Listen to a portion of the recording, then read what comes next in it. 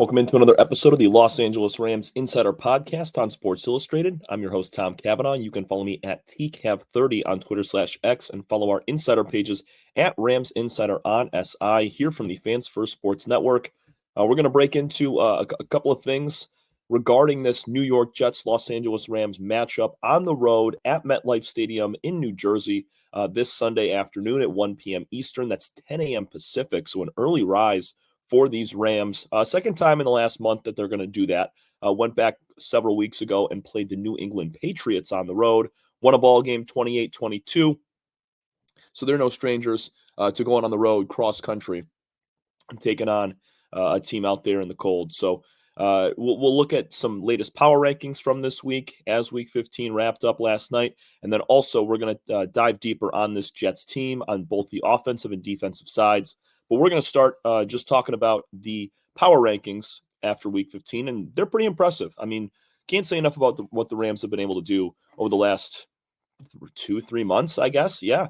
I mean, they're winners of 3 in a row. They've won 7 of their last 9 games, and they're now in first place in the division after the Seahawks lost on Sunday Night Football to the Packers. Everything's looking up right now for the Rams. I mean, another year where you're stringing together a lot of wins late in the season. We've talked about it ad nauseum. 7-1 in their last 8 games last year. Right now, they're 7-2 in their last 9, trying to finish out the year even stronger. With 3 left to play, they're taking on the Jets, Cardinals, and Seahawks. It's their final non-divisional game and their final road game this Sunday, so you want to end a very hot streak on the road on a high note. They've won their last 4 on the road, trying to make it 5 straight to finish out the year away from SoFi Stadium. But we'll talk about the power rankings starting right now. The top and best ranking that the Rams have gotten all year comes from Connor Orr from Sports Illustrated. He puts them at number 10 overall in the NFL.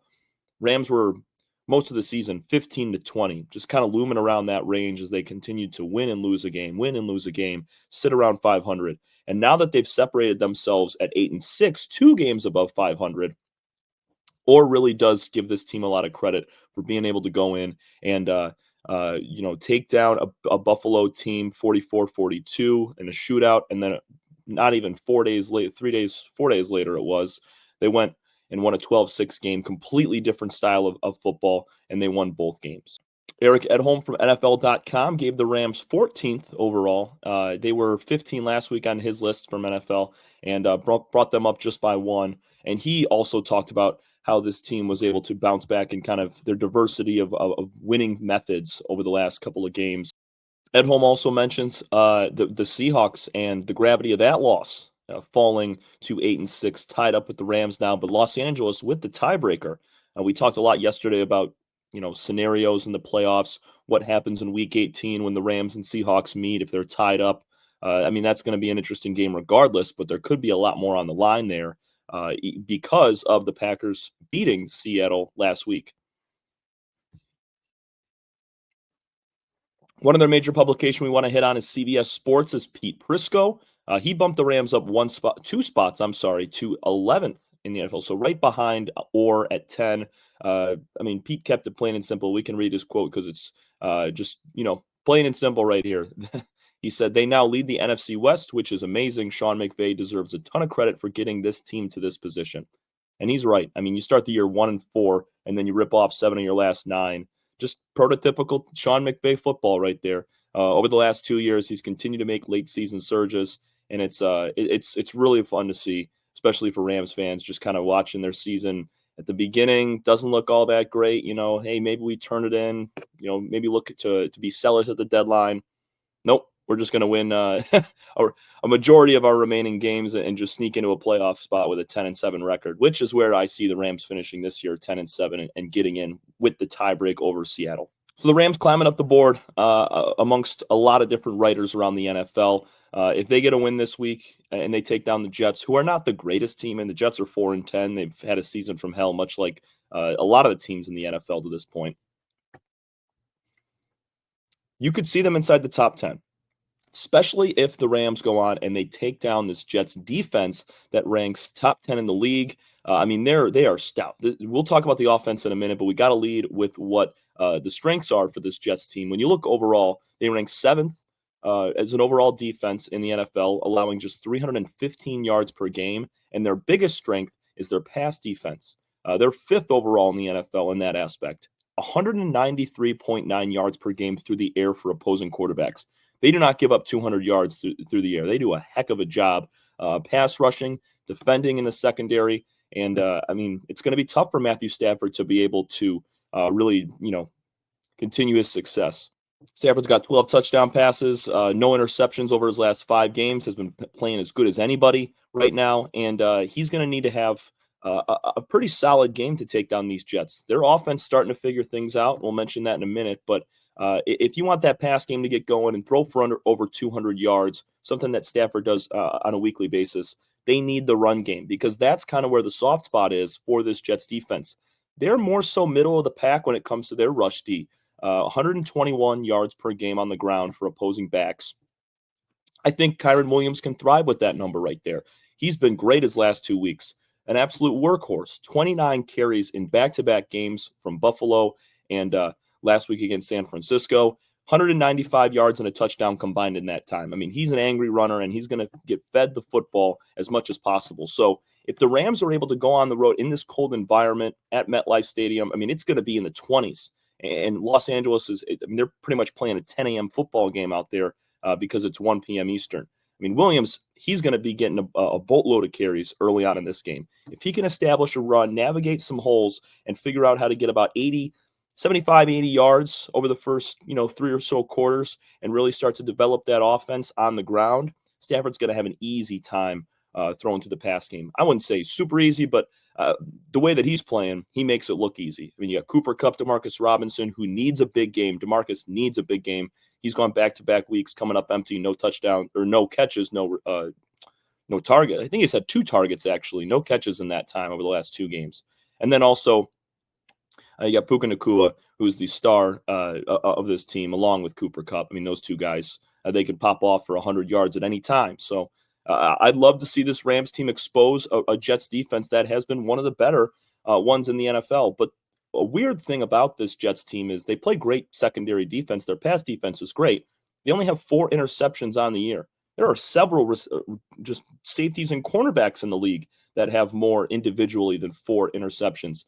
They're bottom 5 in the league when it comes to forcing turnovers. So they play good defense, but they don't seem to be getting that many turnovers. Their fumble recovery number is at 8. So it's just 12 total turnovers for the year, which is very low through 14 games. So against a good Jets defense, if this Rams team can keep the ball in their hands on offense, limit the turnovers, and execute in the red zone a couple of times, I think they should be able to win this game, because when you look over at the offense for this Jets team, they've really struggled this year. They got weapons too. I mean, when you look around the board, you got Breece Hall, who's always one of the top backs in the league. He's been struggling this year at 722 yards and 5 touchdowns, over 173 carries. He's averaging 4.2 a carry, which isn't awful, but he's also fumbled 5 times, as many touchdown scores as he has. So, I mean, he puts the ball on the ground a lot. It's just been a tough year for the Jets to run the football. They're the second worst rushing team in the NFL. Only team worse than them is the Las Vegas Raiders. They're averaging 89.7 yards per game are the Jets on the ground. That is not good. They need to get to at least 100. There's about 5 or 6 teams that are under 100. And besides Seattle, each one of those teams is severely under 500. So, I mean, New York, they've definitely relied on their passing game. That's for sure. It's not great. I'd say it's more middle of the pack. It's definitely not bottom tier because you got guys like Devontae Adams, you got Garrett Wilson, Aaron Rodgers is your quarterback. When you look at the numbers, Allen Lazard, too, got to mention him. Numbers for the receivers on this Jets team, you got Garrett Wilson leading the way in receptions with 84. That's a ton. And 933 receiving yards with 6 touchdowns as well. So Garrett's having a pretty solid year. He just hasn't had a lot of help. Devontae Adams, he came on late into the season. He's played 8 games, posted 651 yards and 5 touchdowns. So his production has continued to increase. Devontae's coming off a game where he nearly had 200 yards last week and a pair of touchdowns. So this Jets offense starting to kind of click. Now, they did play the Jacksonville Jaguars, who are one of the worst defenses in the NFL. We've seen teams post 35, 40 points on them all year long. Now, you can look at that and say, okay, they played a bad defense, but also this Jets team this deep into the year finally starting to click offensively. Allen Lazard, we mentioned him, 31 targets or 31 catches, 430 yards, and 5 touchdowns as well. So when you look up and down the board, there's 24 touchdown catches from receivers. 16 of those have come from 3 guys, Garrett Wilson, Devontae Adams, and Allen Lazard.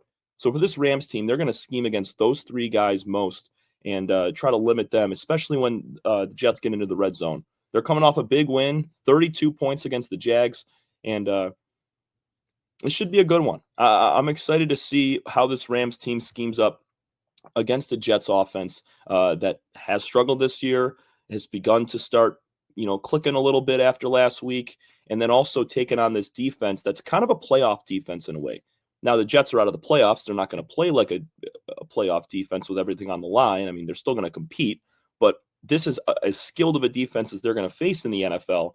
Love to see how they stack up, because if this team does win the NFC West and they do get in, they're going to be playing a tough team in that first round. So it's kind of a measuring stick test to see where they stand against a team like this. This has been the Los Angeles Rams Insider Podcast on Sports Illustrated. I'm your host once again, Tom Cavanaugh, your LA Rams Insider. Follow me at TCAV30 on Twitter/X and follow our insider pages at Rams Insider on SI, both on Twitter/X and on Facebook. Thanks so much, everybody. We will see you again tomorrow.